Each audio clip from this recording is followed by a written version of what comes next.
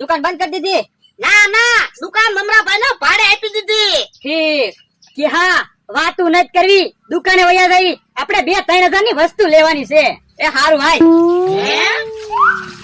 આવો આવો ક્યાં કાકા, જમરૂ કાકા, હું લેવા આવ્યા. એ 1 કિલો કાજુ ને 1 કિલો બદામ આપી દે. હે?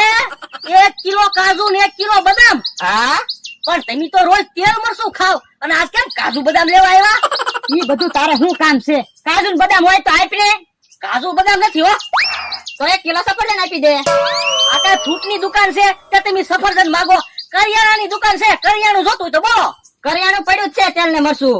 કે હા, હાલ ગામમાં વયા જાવી, ત્યાંથી કાજુ બદામ લઈ આવી. એ હારું. બોલો યો, જે વસ્તુ ન હોય ઈ જ માંગવું આવે. મમરાભાઈ લાવો ભાડું હાલો.